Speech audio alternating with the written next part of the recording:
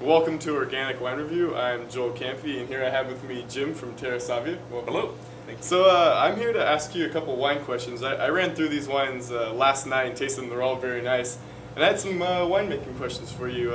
Starting with the Chardonnay, I noticed that a lot of Chardonnays I've tasted are more pear, sort of apple oriented. This one was more tropical. Can you talk about how you got that tropical aspect out of the Chardonnay? I ran across a specific yeast strain a number of years ago that I found really portrayed that tropical fruit, what I call almost a pina colada character. Yeah. And so I like that character in wine, and I wanted to go somewhere a little different than the pear and apple because we're doing a non-oak style.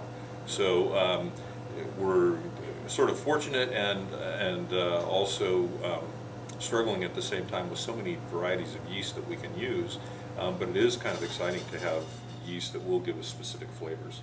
The challenge is keeping the alcohols down with some of the new yeast strains. Yep. Because they're very powerful, very focused, and they do produce a bit more alcohol than the old yeast. We used to have a choice of 3, now we have a choice of about 300. That's good stuff. Also, I was trying the Petit Verdot, which I loved, and a lot of the Petit Verdots I've had have been really strong tannins. How'd you soften the tannins on that Petit Verdot? I'm an advocate of soaking after fermentation, what we call maceration, and it's sort of a tannin fining method that is used in certain areas by older, more traditional winemakers, and it's a little risky. You do risk higher VAs in some of your wines, volatile acidity, which is the vinegar bug.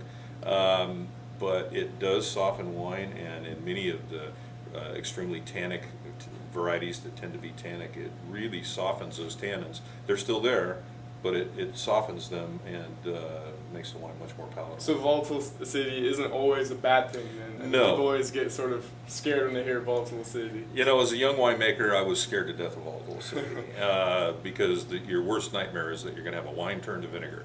Right. But my basic philosophy that I've held to of always starting with good quality solid fruit aids in that not happening.